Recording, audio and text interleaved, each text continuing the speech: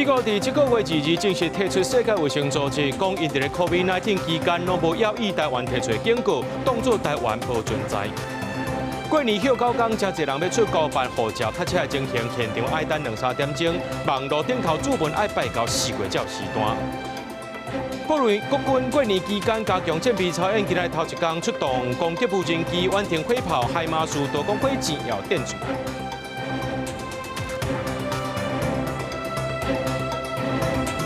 各位观众朋友，大家好，欢迎收看1月27日新闻，我是嘉豪。讲到美国呢，伫这个月2日正式来提出世界卫生组织啦。川政府讲，这提出的原因就是世界卫生组织伫咧 COVID-19 期间呢，拢无咧要以台湾提出警告，甚至是当作台湾无存在。不过，这款的讲法，所有专家来甲批评，讲台湾无提出警告是要讨自信的。那去当时的中央疫情指挥中心发言人曾林祥就表示 ，WHO 甲台湾的建议。当作是无听到，是全世界损失。那咱的外交部是呼吁世界卫生组织，无应该甲任何一个国家闹交起。虽然美国宣布退出啦，台湾会继续和理念相悖的国家来合作。So we paid $500 million to World Health when I was here, and I terminated it. 美国总统川普去年就任第一天，随签署行政命令，宣布美国退出世界卫生组织，批评 WHO 在新冠肺炎疫情的期间失职。照规定，联合国收到通知了后半一年，美国在今年1月2日正式退出，却嘛引发社群的逼战。美国卫生部副部长欧尼尔指出讲，世卫在2019年的时阵，故意要插台湾发的 COVID-19 早期警告国家台湾无存在，但世卫专家范科霍夫批评指控完全不是事实，认为台湾无警告是在同一天检讨。强调 WHO 无外插台湾。他们把台湾提出了睁眼忽略啊，我觉得是对全世界的一个损失啊。马祖台湾疫情指挥中心发言人的曾仁雄表示讲，2019年12月30日，工会团队就对网络收集到武汉爆发非典型肺炎的消息，迄当阵就透过 email 的方式来通报。在疫情的期间，迄当阵的指挥官陈时中阁点出咱方在 email 内面，特别讲到非典型肺炎和病人已经做隔离治疗，因为只要是工会人员，都会当对这来研化这病例，敢有人传人的可能。那讲这个隔离治疗这样子的警讯，好，这样不是警讯。那问什么情况才叫做警讯？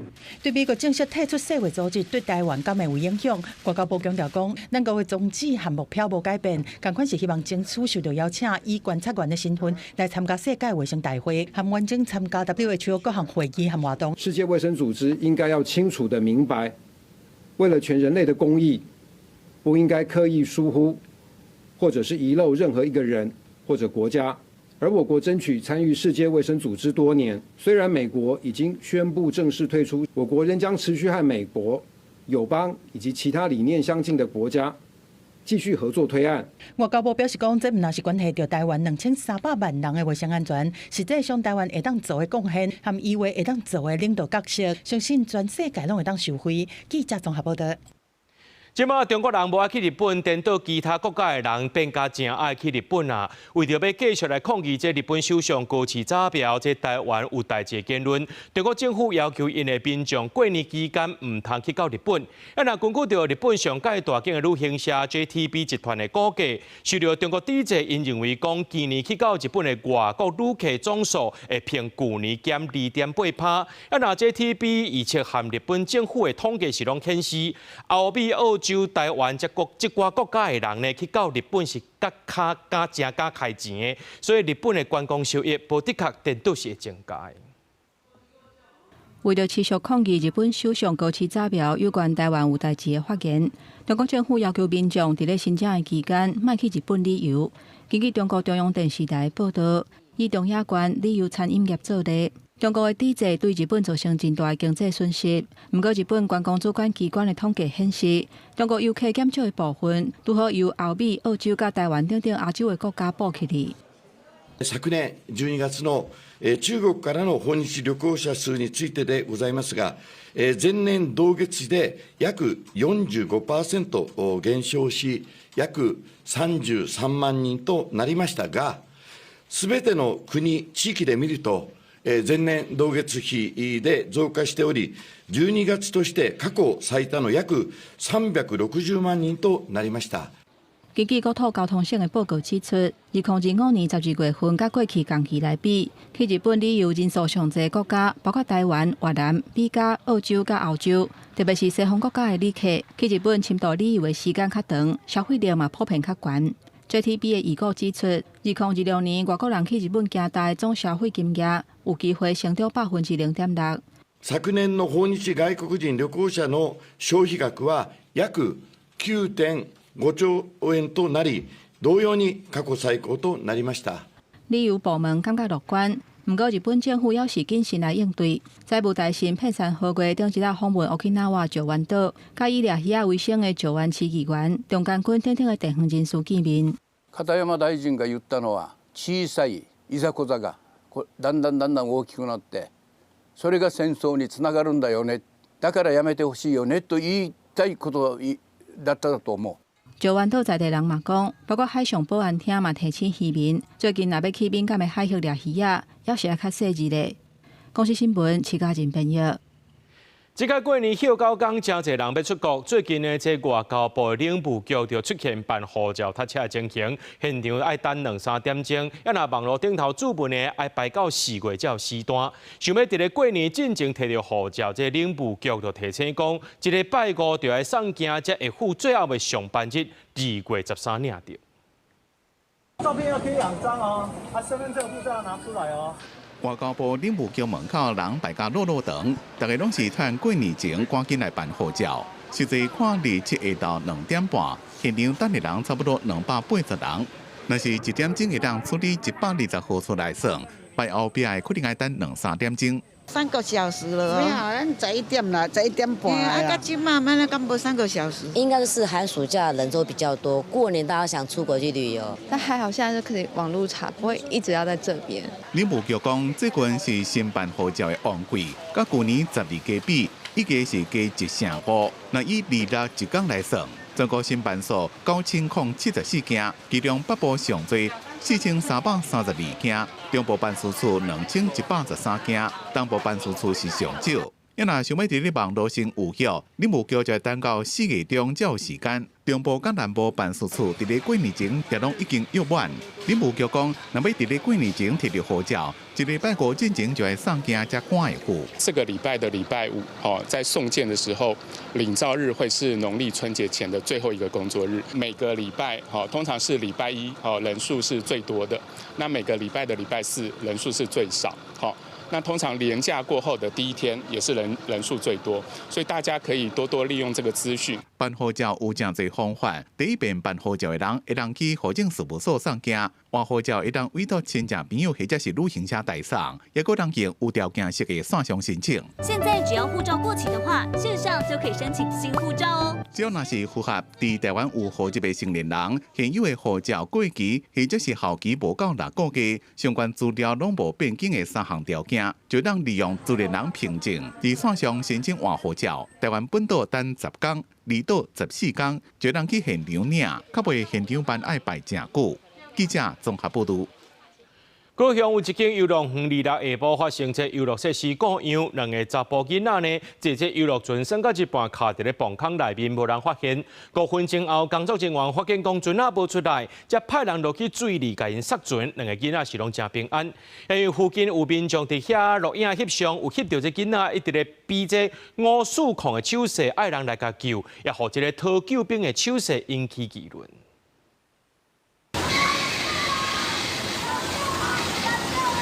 看到船仔開過來，兩個查甫囡仔歡喜喊出有救吧！這隻船仔吊佇咧遮已經得要5分鐘啊！高雄這大遊樂園遊樂設施故障，這隻船仔就吊佇咧磅空內，無人發現。業者表示，這項超級水艦本身無動力，攏是靠水流來帶動，水的深度大約50公分，會出現掉船的狀況，那像是因為重量無平均。迄當陣有放送家囡仔脫困的方式，可能是現場傷吵無聽到，最後是派工作人員去倒三工。是着青蛙裝，然後從月台這邊直線的一個距離到達現場，用人力的方式去把船隻往前推，那船隻就脫困了。刚才2个囡仔拢平安，这刁船的画面嘛，互游客翕落来。画面中囡仔因为看无人来救，一看到镜头对因在翕，随比出吴曙狂的手势，爱人来救因。有人学到囡仔真巧，不过嘛有人好奇吴曙狂是啥物意思？其实台南市教育局对2021年开始，有伫学校推送吴曙狂的手势。若是当着家庭暴力，也是人身安全问题，无在条用嘴喊救人的时阵，拢会当透过手势来讨救兵。举起单手，五指张开，把拇指弯进掌心，再用4指握住拇指，形成拳头。同时也鼓励学生携带口哨，自我保护。唔知要安怎讲的时阵，会让甲别人暗示，然后跟别人求救。其实，这吴曙狂手势是自2020年疫情期间，加拿大妇女团体为了帮助家庭暴力受害者发展出来的。虽然不是国际真正通用的，不过在媒体放送之下，这个发救人的手势已经渐渐传出去，民众会当学起来自保。若是发现有人比吴曙狂，嘛会当即时提供救援。记者李新武、柯家柱、邱超强综合报道。来看这案，这个凯凯是无机会讨救兵啊！这轰动社会，凯凯案件细楼的灵母姊妹啊，甲囡仔苦到甲死，这一审大致判无期徒刑，也那小妹呢是判18年。因搁再来上诉，今仔日高等法院驳回依期1审的判决。听到判决，大家互相揽做伙，到现场的护理团体继续声援凯凯案件，27二审宣判。涉嫌虐待的年娃姊妹啊，上诉被驳回，大致老蔡宣也是无期徒刑，小妹刘乐林维持18年，也可以当上诉。原审法院并没有偏见预断或者偏颇不公的情形，原审判决也没有违误或不当。无听判的年娃姊妹啊，2023年受人拜托照顾一个查甫囡仔凯凯，所涉嫌长期虐待，凯凯规身躯有40几个所在受伤，尾也不幸死亡。虽然2审规定刘蔡珊有行礼会失礼，不过合议庭认为1审有国民法官共同审理，判决无无实的偏见，所以维持原判。外婆的部分，那他希望透过律师这边跟大家说明，他很抱歉，他还是没有办法到场，因为他心里还是没有办法放下，那只希望司法能够还给弟弟一个公道，把恶人绳之以法。那他表示这是他一辈子的痛，也是一辈子带着亏欠跟赎罪的心态在度日。被害家属的律师讲到凯凯外妈的心声，讲伊心内真后悔，真唔甘，希望这件代志会当互社会更加重视离校。那说落来要求赔偿，外妈是无提过伊资格。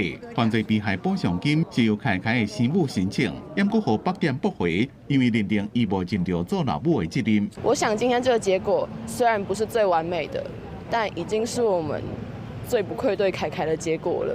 这过程当中，哭过、气过，觉得愤慨，所以每一个人依然坚持站在这里。对判决的结果，刘蔡珊的委任律师讲，等收到判决资料，再看是不是要上诉。不过涉案的年娃姊妹啊，若是犯凯凯的案件，也另外涉嫌着虐待其他的2个囡仔，结果伫咧台北地院审理。因那共款伫咧凯凯案件被另案起诉的立法联名姓陈的社工，被指控无现情监督方式，会伫29继续开庭审理。记者综合报道。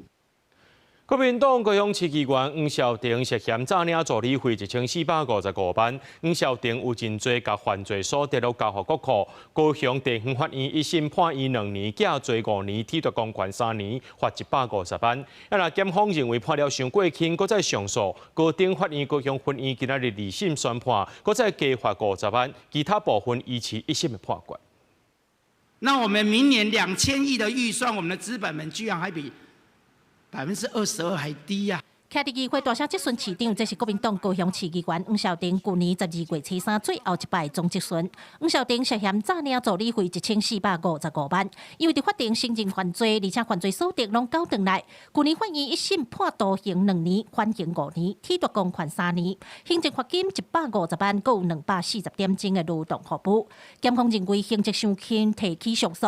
高等法院高雄分院27二审宣判，除了行政罚金加50万，以及增加7法治教育以外，其他拢维持1审的刑度。原审量刑以及缓刑的宣告并没有违误，但就缓刑附条件的部分认为尚有违和，因此撤销原判决，就缓刑负负担的部分。高雄高分院宣判认为，因为黄孝庭伫辩论中搁一摆新认犯案，所以2审维持原判，敢若调整缓刑的附带条件。因为后个月国民党就要进行市议员的党内初选，外界也真好奇黄孝庭的参选资格是毋是有受到影响。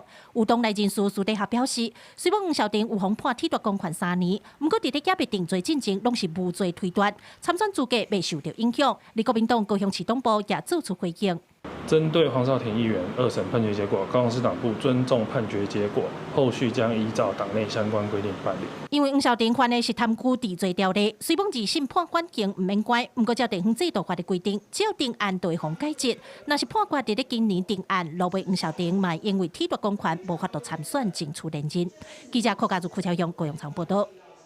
食毒品是害人害己，来看这新北万里的绿岛风海峡，有渔民发现讲，有一个布袋伫大海几落港行来了，捞来到岸边，拍开一个看，怀疑是毒品，通报警方来到现场，初步判断是2级毒品大麻，有43公斤重。目前警方也要追查这毒品来源，甚至是安怎交易的。伫咧涂骹这一包一包，警方正伫咧检查，内面拢是装2级毒品大麻。讲起来有43公斤，换算欧气计价超过2000万，都是伫海边发现。我渔船在那边，当时发现的时候，它是在海里面。对，然后我把它拿上来之后打开看，对啊，发现怪怪的东西。这款查扣的毒品本来是用麻布袋啊装的，报案的渔民讲，伫海边已经浮浮沉沉几落天啊，离岸边愈来愈远，而且在机界跳回看了，赶紧报警。海巡单位与警方将依检察官展开后续的侦办，并持续合作来追查，向上来溯源。发现的所在伫咧新北市万里或野柳加古坑渔港，伫真有名的绿岛风沿岸，发现有大麻伫咧海面顶浮。案发了，海巡加强戒备。因为伫咧港一个海域，常常发生走私的代志。其实鹿头峰的这片海域不是第一次有毒品现踪机，早在1年多前就曾有跨国运毒集团企图从同一海域走私 K 他命来台，被当场拦截。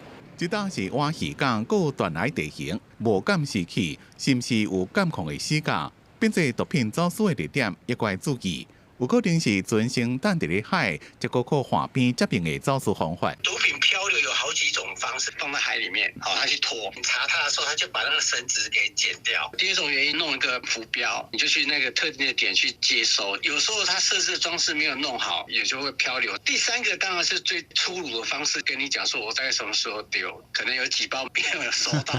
这边查到的毒品是毒贩伫咧海上接驳，拄到海巡执法提早弹掉，闪避查缉，或者是新形态走私模式，规件案件就要查好清楚。记者综合报道。来看这条插青街牌嘉义市场下晡4点多，警方查一个49岁姓林的查甫人，想要到伊赛车绕跑，警方随去甲了，落尾有甲伊抓落来，强制弄破窗仔，甲人抓起来。原来伊是一个通缉犯。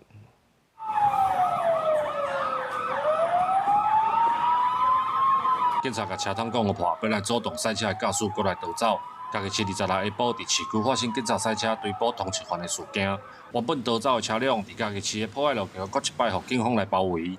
为着惊会造成公共危险，警方使用强制手段，当场将人抓起来。拦检过程当中，该男子能企图加速逃逸，那为防止危害公共安全以及用路人的安全，那现场员警依法采取必要的强制措施来破窗来制止。警方表示，赛车的人一开始互抓落来的时阵，有假意来配合报假的身份资料。警员要详细确认的时阵，伊就向赛车逃走。经过警方详细规划包围的路线，成功将人来抓到。盘查过程中，驾驶林姓男子所报的身份跟实际的资料不符。那员警进一步查证的时候，该名男子突然驾车逃逸，那员警就立即通报并展开拦截围捕。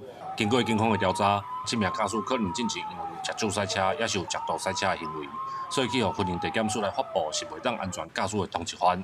这名男子除了原本的通缉案件以外，即卖阁增加妨害公务的罪，专案依法改送归案侦办。记者林慧婷，嘉义报道。伫咧苗栗西湖有一搭私人的山坡地，去互警方发现讲，这个所在违法乱挖，甚至是囤一寡来路不明的土，当场下令停工，而且依照水保法的罚30万。面对破坏山林的问题，水利处也讲呢，会运用 GIS 地理资讯系统去做比对分析，严查严办。 地面上这个大型的胎痕可以看得出来这边是有大型的重机具在出入。苗栗通宵警方2日伫对查可疑的车的时阵，怀疑西湖乡高埔村苗118线的4块地一个差不多3公顷的私有山坡地，疑似有乌白开垦的状况，随着通报管府的水利处去现场来勘查，结果发现挖出来的面积超过是29000多平方公尺，搁囤一般的土种返去。就是它凹地的回填土蛮多的，就土石流怕你看。 之前这边那下雨天都很多那个积沙在这边因为开垦之后那水保设施没有。陪同做伙会勘的村长是真烦恼，惊讲这违法的开垦会引发土石流。县府是表示讲，地主无经过申请水保计划就违法的挖，搁无法度提出合法的土方来源的证明。除了当场下令停工，照水保法罚上关30万，搁限期3个月恢复实施，若无改善会当连续处分。没有 提供合法的处方来源，依照我们的裁罚基准，我们会认定它这是属于恶意违规。依照水土保持法它第33条第1项第2款的规定，我们这一个我们会直接罚到 法定的上限30万。包括进前东路乡德心供电抢水保时间，3300平方公尺的小土区无起洪发，含南庄乡的山区无经过申请整地，涉嫌偷占林班地以上地检署侦办在内，破坏山林的事件是一直发生。县府所落来透过 GIS 地理资讯系统多站来分析比对，找出违法的热点，加强巡视，检举水土保持违规，若是成案，会罚奖金5000块，希望公司合作来守护山林。记者综合报道。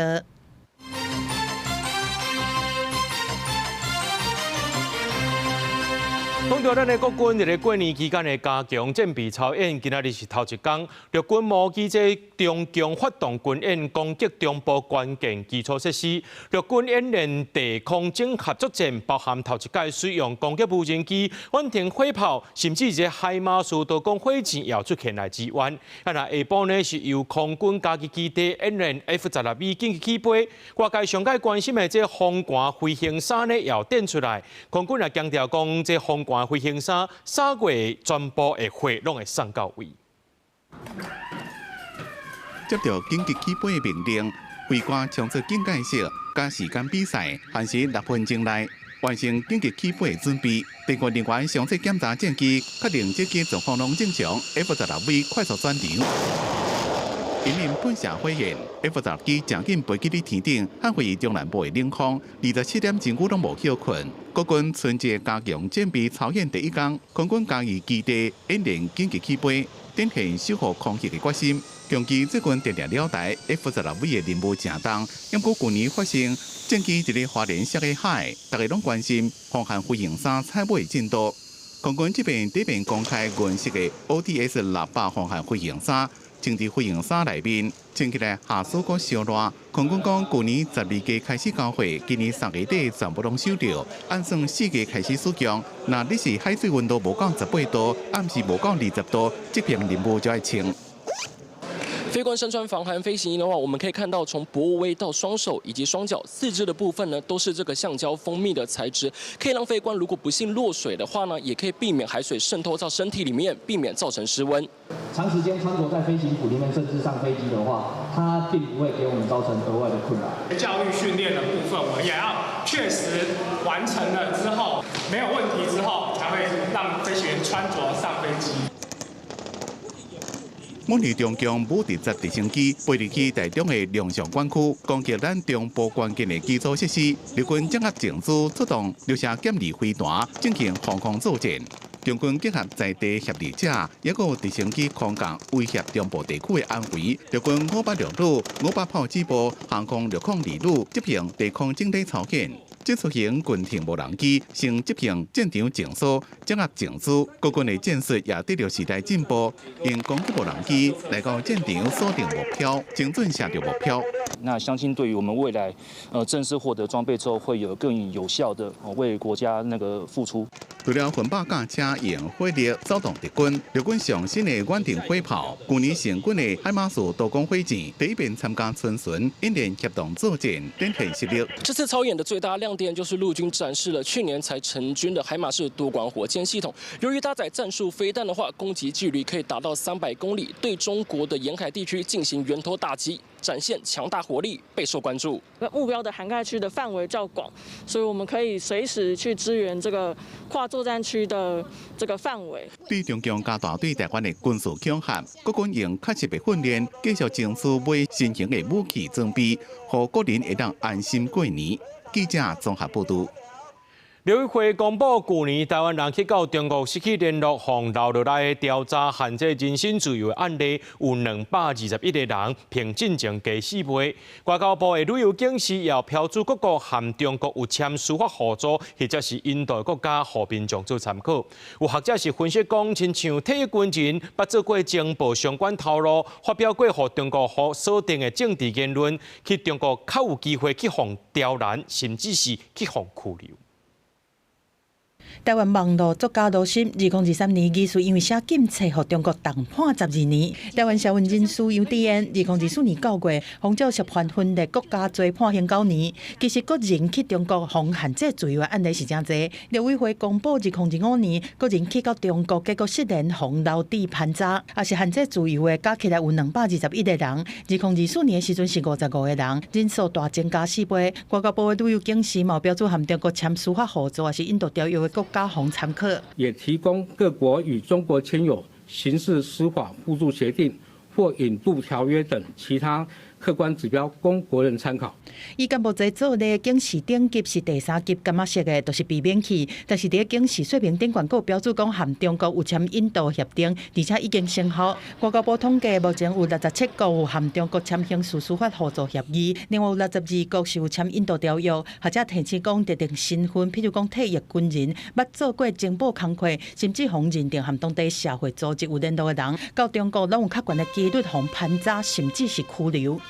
跟他的社会组织方面可能有一些联系的，造成一些叛乱团体的这种概念来讲，那他就会比较在意一点，所以他就会更加的严密去防止说他们所谓的境外势力的这个介入他们内部的一个问题哦。学者建议讲，第一个是到中国进前会当先换做较清气的手机啊，伫台湾的资料卖查过去。第二就是要注意伫中国联络的人，敢是一定互中国锁定，亲像是有可能互征收的对象。过来就是捌伫网络也是公开场合发表过有可能互中国锁定的言论，亲像是政治见解等等，都尽量卖去中国。记者综合报道。连假期间，这国内线要去外岛拢买无机票，民航局今仔日就公告修法，针对3天以上的连假数期间订有使用限制机票，实行退票费用分级制。伫咧起飞进前分3阶段来收钱，这退票费用上悬会收到3成。新制度3月7号开始生效，劳动节连假就要开始实行啊。国内线离岛的飞行机抓票是真恶买，为了鼓励乘客量早确认行程，减少因为中伏定位造成的空位。民航局27公告修法，针对3天以上连假所运的期间，订有使用限制的机票，实施退票费用分级的制度。伫飞行机起飞进前，分3个不同阶段来收费，退票上济会收3成的手续费。有些人呢，他会去变成是重复订了很多的票。假设说他没有在航班起飞前去把这个票释出来的话，很多有需要的人他是没办法提前先去把这个位置订到。民航局表示，目前退票的费用上限是票价的10%。新的制度改做是愈晚退票，手续费愈贵。比如讲，起飞进前的前7天以上，手续费上济收10%；起飞进前的1天至6天，上济收20%。飞行机抓起飞进前的迄1天才退票，上济会收手续费30%。他如果订很多张的话，你1张票3成，那加起来就很多钱啦。他们如果是真的要有需求这样做的话，那我觉得提高手续费，降低一点他们这样做的动机，我觉得是好事。是30%的这样子的一个成本的一个费用的扣除，那这个部分的金额是不是足以反映到这个业者的全部的损失，还有他所失的利益哈？对消费者而言是不是公平？另外，新的制度嘛，规定乘客若是因为天灾等等无法度的因素，或者是亲人过身等等的原因，地书无法度搭回轮机，爱伫起飞进前通知原底卖票的单位，而且附相关的证明，退票就毋免收手续费。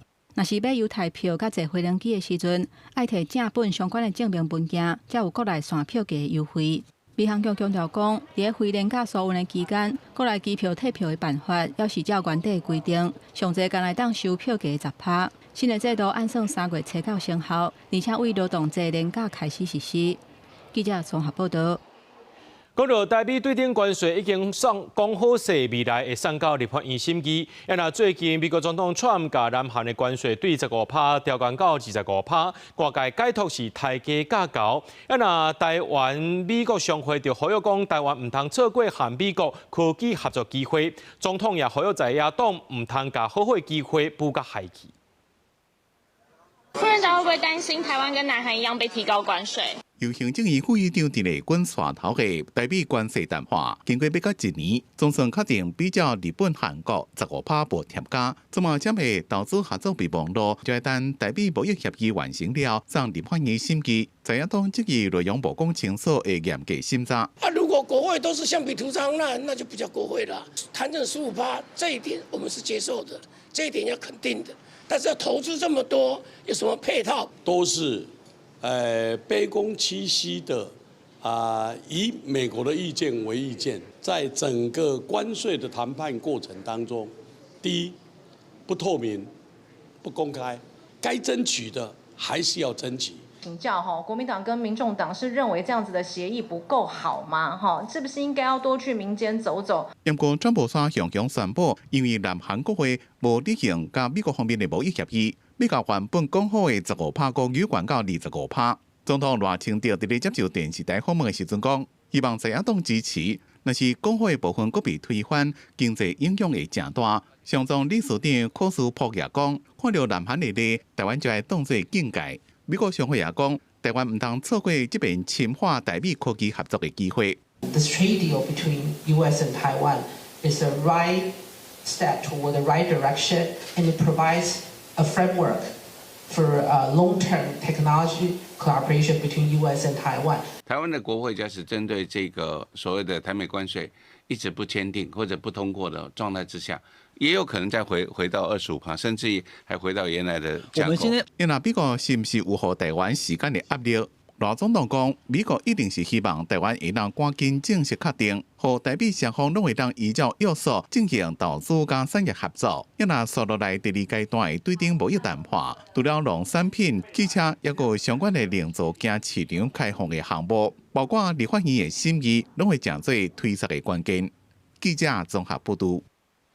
而且台電董事會結束了後，公布2025年財報，一年有賺729億，不過進前了的加起來也是有3500億。台電表示講，賺的錢暫時未提撥去電價穩定基金。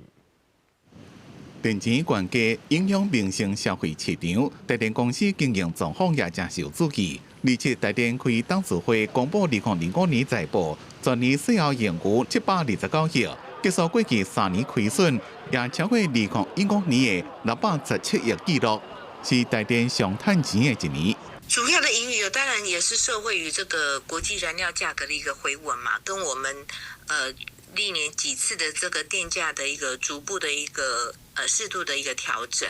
台電的營運狀況自2005年下半年，因為電價合理化措施慢慢發揮效果，一加到11加賣電總共2216億度，電錢收入8608億。因為國際燃料價上波，支出的部分也減少，燃料成本3281億，煤電成本2851億。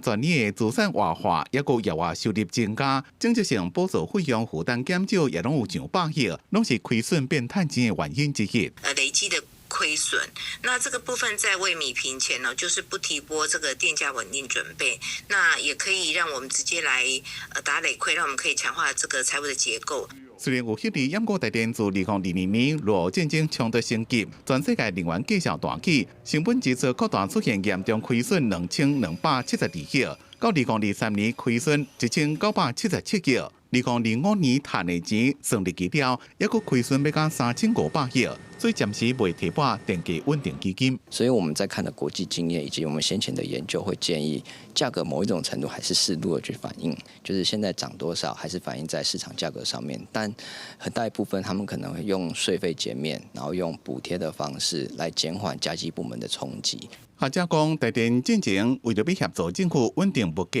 电价几多变无起或者是慢起，发电成本无法度照实际反映。电缩顶多是不利能源节约加能源转型，也造成成本高亏损极大的情形。建议能源的计价要反映市场的变化。记者综合报道。时代的进步，科技的发展，这环保也变做是一种趋势。讲到即马绿电是真侪人要使用。在去年这环境部举行论坛，行政院副院长陈丽君就表示，各部门大先要来推动触顶型的供电，也要鼓励民间来设供电棒，也希望讲呢，就要有定期的检讨机制。这栋大楼的厝顶安真侪光电棒，台北信义新城社区10栋大楼，光电棒总价电有到145千瓦，每一年会当带来成百万电钱的收入。伫咧任内积极推动的曾主委表示，安光电棒了后，解决漏水的问题，嘛互建筑物降温。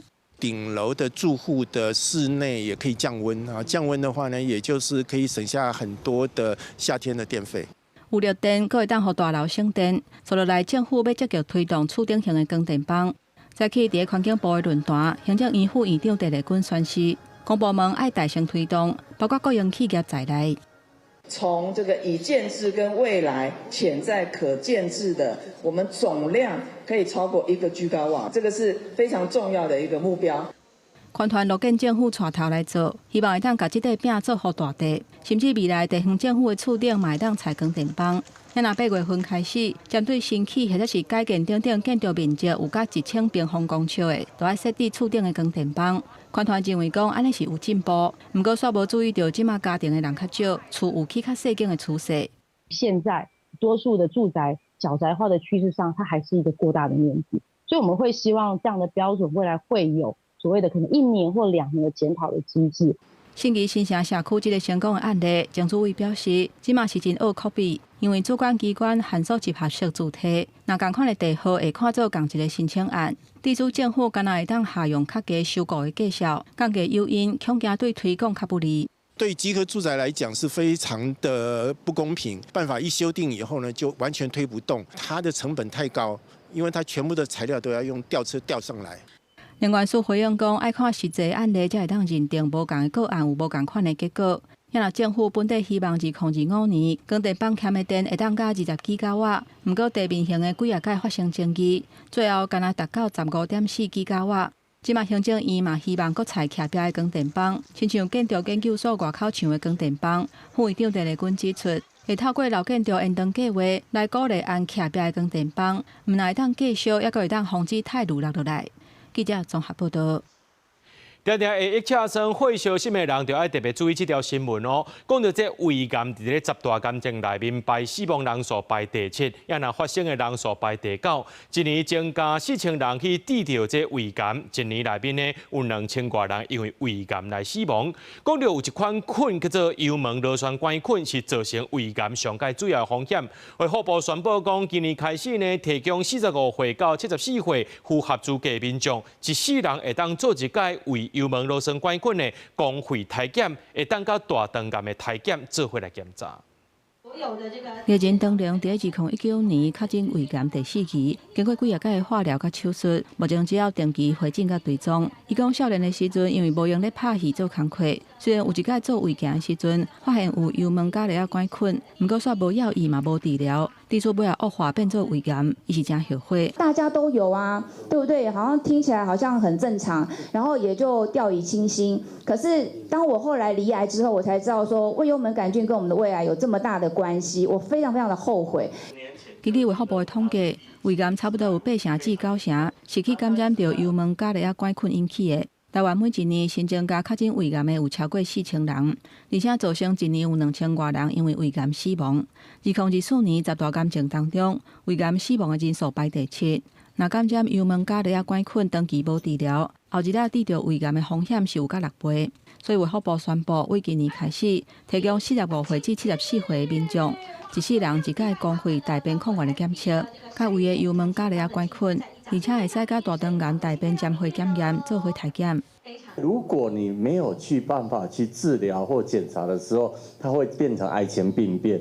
这些人，就算你治疗了幽门杆菌，有时候他那个病变还是有胃癌的风险。有关胃癌的筛检跟这个大肠癌筛检都是用粪便来做筛检啊，那都是从45到74岁之间啊。不过这个胃癌筛检它只有终身一次而已啊。卫福部讲，咱国20岁以上的人感染到幽门伽利亚杆菌有到3成。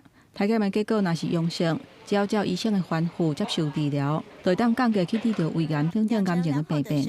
嘛，呼吁民众爱养成好的生活惯习，食饭的时阵唔通共用餐具，爱有家己的箸甲公用的箸，莫食槟榔，莫食薰，酒嘛爱减啉寡，这拢会当降低去感染到幽门伽利亚杆菌，保护胃的健康。记者综合报道。过年要到啊，真侪人开始大摒扫，有的妈妈伫咧网络顶头看影片，甲人讲这清洁剂安怎透，若准乌白透，可能会中毒。这环境部今举行这过年大摒扫记者会，特别邀请摒扫专家，还有昆虫系教授来教民众用上界安全的方式，甲厝内面变好清气淡淡。用60度的烧水加一寡苏打粉浸一个1时的时间，就清气溜溜。过年要到啊，民众开始大摒扫，专家提醒只要有3款清洁用品：洗碗巾、苏打粉和柠檬霜，就有够清几斤啊。专家也提醒用清洁剂一定要特别注意，千万唔通透滥用，若无有可能会产生毒气。水垢、皂垢它是需要用酸性的清洁剂，可是大家为了要除霉，可能也会用到漂白水。那其实要非常的注意。漂白水跟预测清洁剂是不能混用的，要不然它会有毒气的产生，会腐蚀到我们的呼吸道。大摒扫除了是要甲无爱物件扽掉，也要避免物件镇伤济，厝内饲鸟鼠。专家表示，鸟鼠高走佮高避预防的方法，就是爱甲厝里的光线封起来。若真正要掠鸟鼠，尽量用鸟鼠撇啦，因为用药啊、用黏鸟鼠棒，拢有可能颠倒对细汉囡仔、到猫仔造成伤害。老鼠药它是间接的。比如老鼠吃了以后中毒，可能被其他的动物去吃的。那还有一些鸟类，因为我们的老鼠药很多都是用五谷杂粮做的，那很多禽类它就会喜欢吃。特别过年啊，环境部开记者会，教民众清厝内撇步，也公布过年粪扫车的时间。环境部提醒对29暝下晡粪扫车就会暂停收粪扫，爱到初4、初5才会开放。每一个县市开放的时间无同，若要倒粪扫，也爱特别注意加速管啊、蚊仔水管啊，这款一定爱特别甲回收人员讲，避免粪扫伫压缩的时发生危险。记者台选林旭凯特别报道。台南市政府和银行合作，伫70台的 ATM 设 AI 辨识系统。领钱时阵，民众若准备砍掉的这 ATM 会发出警告声，甚至随含警方连线。提醒民众领钱时阵爱脱帽仔、溜嘴暗。民众伫 ATM 头前，若要领钱，爱去即先甲帽仔、喙暗即款会炸着面的物件，拢先摕落来。因为这台新型 AI 防诈骗 ATM， 本来侦测到面有炸着，就会随跳出警示提醒。若过用一段时间无解除，警铃就会响起来，兼通报警方。银行头一波就伫台南设70台，目前优先设伫诈骗集团定出现的所在。如果没有露出全脸的话，这个就会有相对的指引跟这个警示音，可以增加车手提款的难度，也降低车手这个得逞的这个成功率。这回结合 AI 影像辨识加语音提醒，小海很民众哪就是互本身伫 ATM 指挥汇款，就会随跳出警示。银行业者嘛讲，这套系统目前伫全台已经超过500台，那台南市正式步参警方建立自动通报机制，通伫第一时间会当掌握状况。车手如果是有一个人多卡的这种交易行为，甚至是在不应该的时间，根据这个持卡人他过去的交易记录里面，我们也会侦测出来。我想在都是需要延缓诈骗车手在提领的方便性。无论警管会也是台南地检署，拢认为这科技防诈骗的应用，唔来当加一种警告的机制，未来嘛通成做约车手行踪的重要依据。民众嘛真认同，这样比较安全，这样子对账户也比较自己的账户也比较有信心。市府讲，当抓到车手的量是六都第一，试办防诈骗 ATM 了后，车手领钱的件数嘛，凭去年同期上无减6成。现此时，这个新型 ATM 若是掠车手的点，嘛是阻挡诈骗的防线。记者邱台南采访报道。屏东当咧布街早当中，有一寡机车啊做田做线，煞无枪好清气，就驶伫咧车路，经过所在全部拢是土。即马环保局加强稽查，若准掠到上悬罚6千。铁掠车驶伫路中，哪行土哪落，大路顶拢涂刷。屏东县正当种植翻田的时间，种植机具接伫路面出入。毋过，袂少铁掠车作业了后，然后有大量的涂刷，无清洗就直接驶上路，造成路顶垃圾拥压，若影响环境，嘛有可能互用路人处道发生交通事故。环保局已经伫咧万丹新塘掠到超过100件，希望咱农民千万毋通破坏咱的环境。嘛毋通变成害人受伤的凶手。环保局表示，今年到1月2日，有接到12件民众陈情案件，种植机具甲道路用垃圾，算违反废弃物清理法。若查到相关，会当罚新台币6000块。另外，种植机具若要驶伫一般道路，一定爱挂车牌，而且遵守交通规矩，违反会当开罚3600到3万6的罚金。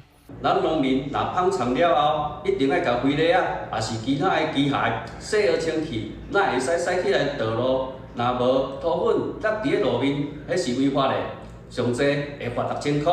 目前屏东县算是第一期稻仔种植时节，这几年环保局有安排向农民和种植业者相关单位宣导，佮实际示范清洗的流程，希望农民伫追求作业效率的同时，嘛会使守护环境。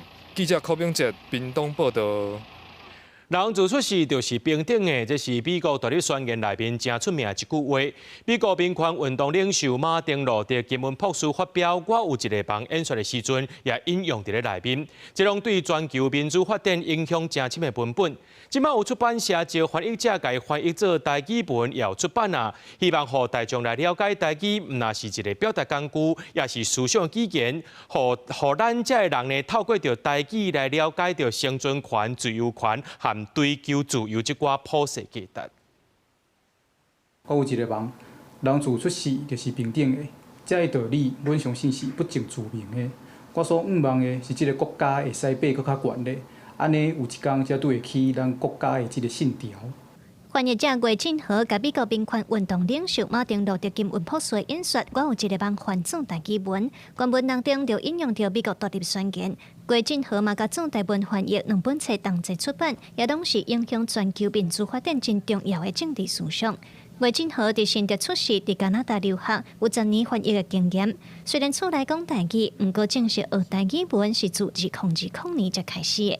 台语啊、拉丁语我拢咧学，啊就是学过真侪语言了后，我才发觉就是讲，是安怎我会晓遮尔侪语言，啊煞家己土地顶悬语言我煞袂晓讲，或者是要甲伊学起来安尼。郭晋和透过甲阿母和外妈开讲，嘛去看早期的8点档，才甲台语喙字填转来。伊希望透过翻译的专业，莫去互台语受人吞踏。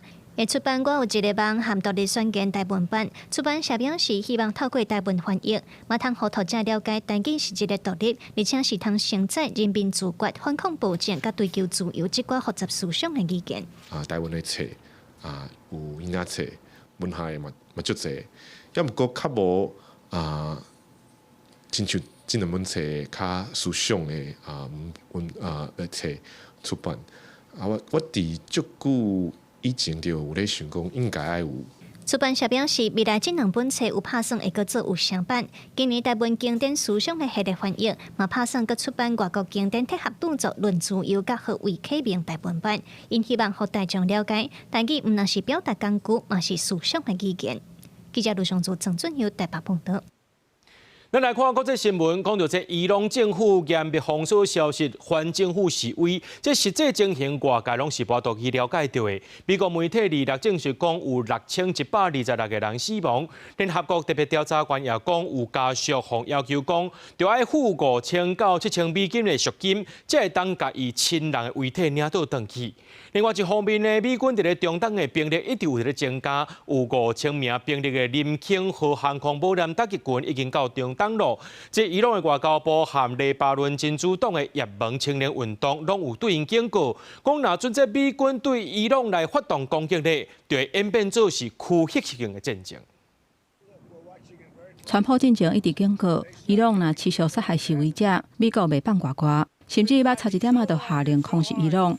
而啦，美国媒体专访的时阵，川普讲，目前的局势是变了真紧，伊已经派大庞的舰队去当地。不过嘛，认为德黑兰当局有想要达成协议。美国官员讲，内容包括伊对伊朗所有的浓缩油、限制长途飞弹的库存，改变德黑兰伫中东透过代理人扩大势力的政策。We have an armada. We have a massive fleet heading in that direction, and maybe we won't have to use it. We'll see. 同一天，美军中央司令部伫社群平台 X 破文，讲因有5000个兵力，甲3只新盾驱逐舰，连贯有战斧巡弋飞弹。这组成的林肯号航空母舰打击群，甲 F-15E 战机已经到中东 ，F-35稳重型装的战机、空中加油机甲防空系统嘛，当伫准备当中。伊朗德黑兰大厅采大型扛棒，为美军航空母舰顶悬，照是绑架密密麻麻的战斗机，而且用波斯语甲英语应用圣经的一段言语，讲即马下咧若是一阵风，回到转来就是加利亚风。警告美国菜头食菜菜卡死，侥幸代唔通做。外交部发言人黎巴嫩真主党甲也门青年运动小连续警告，美军若对伊朗发动新的攻击，就会演变做区域性的战争。ما نیروهای مسلح جمهوری اسلامی ایران با دقت هر تحرکی هر تحولی رو رصد میکنن و همزمان از هیچ ثانیه‌ای برای ارتقای توانمندی‌های خودشون در جهت صیانت از حاکمیت ملی، عزت ملی و امنیت ملی ایران نمیگذرن.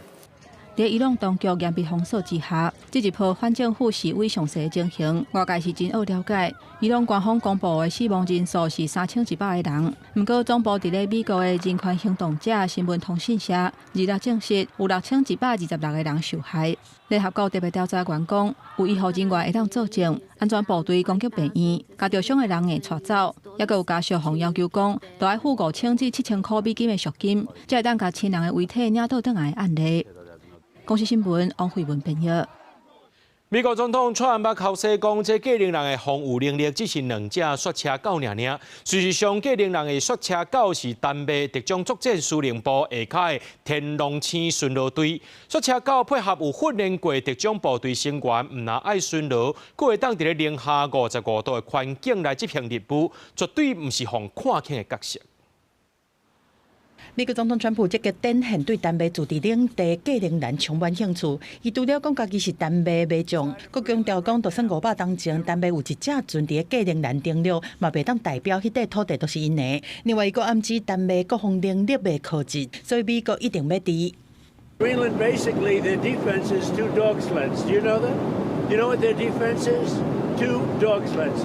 川普在讲的细条线是指计令人的天龙星巡逻队，伊是丹麦特种作战司令部的精髓部队，嘛是全球唯一一个用狗仔牛细条做主要耍动工具的部队。天龙星巡逻队的狗仔是体型真大、耐力真强的计令人哈士奇，因的主要任務是巡邏計令人北部和東北部無啥物人的海岸線。Vi opererer efter et koncept, der hedder small teams, extreme conditions, large effect. Fordi vi patruljerer jo hvert år patruljerer vi 20.000 kilometer i hele det område her. Og det er enormt stort og enormt meget data, man får samlet sammen. Og det er jo en måde at overvåge på, men det er også en måde at opretholde din suverænitet på, at du viser fladet op. 正天龍星巡邏隊的成員講，因那巡邏的區域差不多是法國和西班牙的面積加起來。軍隊會用細橋來做交通工具，是因為伊真耐用，適合喺平穩的環境走長途的長期來執行任務，而且若是故障隨時會當修理好。另外，計令人哈士奇，佫會當喺零下55度這麼高的環境之下做工課，甚至會當幫助偵測人較看袂到的冰川壁碰，也是用叫聲來警告隊友講有北極熊劃過來，後面會當隨來反應。所以，唔管丹麥佫增加偌濟國防預算，細橋肯部隊共款會防得入。Når alt kommer til alt, så er jeg nødt til at sige også, at altså, amerikanske præsidenter de kommer og går, men Siriuspatruljen kommer til at bestå. Og det er fordi, at det er den mest effektive måde at gøre det på, og Siriuspatruljen er hamrende effektiv til den militære opgave, man laver i denne del af Grønland. 為咗增加防禦能力，但係最近嘅國防指出，除了用啲特種精鋭部隊，還有買3隻北極海軍艦艇、2隻穩定偵察無人機和衛星通信能力和2隻細橋艦。公司新聞新樂報編譯。咱做伙來看明仔載天氣。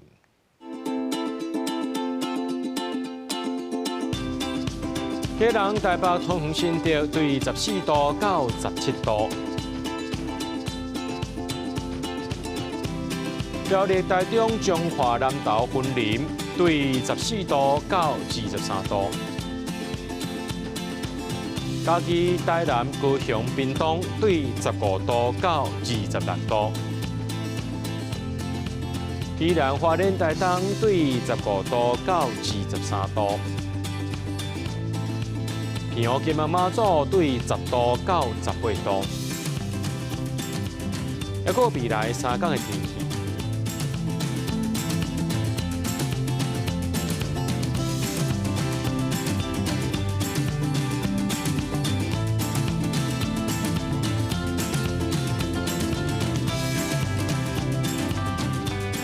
新聞最後，感謝各位觀眾朋友收看今日暗新聞，我是嘉豪，明仔暗時7點，咱再相會。